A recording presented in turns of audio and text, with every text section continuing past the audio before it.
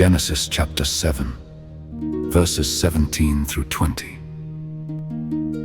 And the flood was 40 days upon the earth, and the waters increased and bare up the ark, and it was lift up above the earth. And the waters prevailed, and were increased greatly upon the earth, and the ark went upon the face of the waters.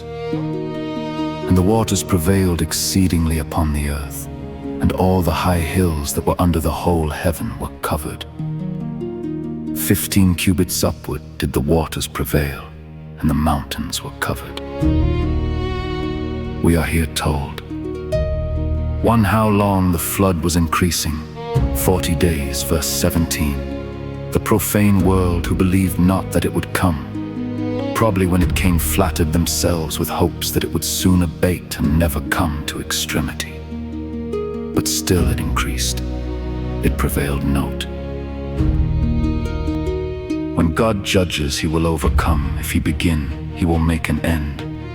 His way is perfect, both in judgment and mercy. The gradual approaches and advances of God's judgments, which are designed to bring sinners to repentance, are often abused to the hardening of them and their presumption. To what degree they increased.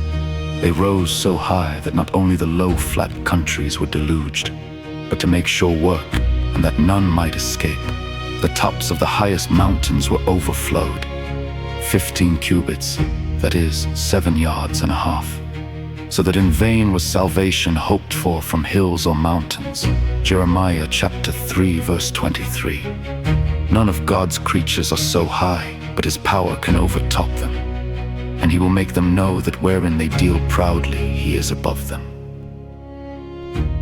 Perhaps the tops of the mountains were washed down by the strength of the waters, which help much towards the prevailing of the waters above them. For it is said, Job chapter 12, verse 15, he sends out the waters, and they not only overflow, but overturn the earth. Thus the refuge of lies was swept away, and the waters overflowed the hiding place of those sinners.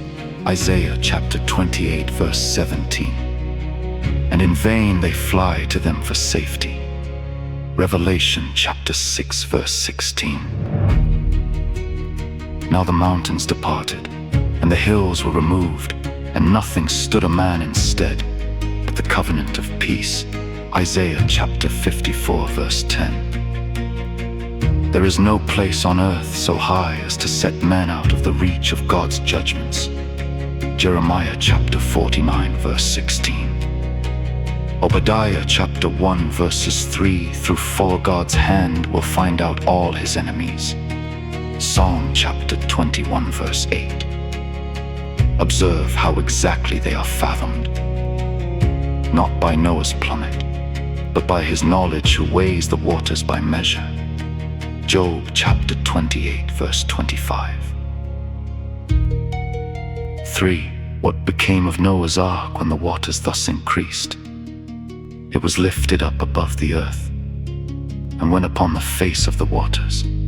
Verse 18. When all other buildings were demolished by the waters and buried under them, the ark alone subsisted. Observe. The waters which broke down everything else bore up the ark. That which to unbelievers is a savor of death unto death is to the faithful a savor of life unto life. The more the waters increased, the higher the ark was lifted up towards heaven. Thus sanctified afflictions are spiritual promotions, and as troubles abound consolations, much more abound.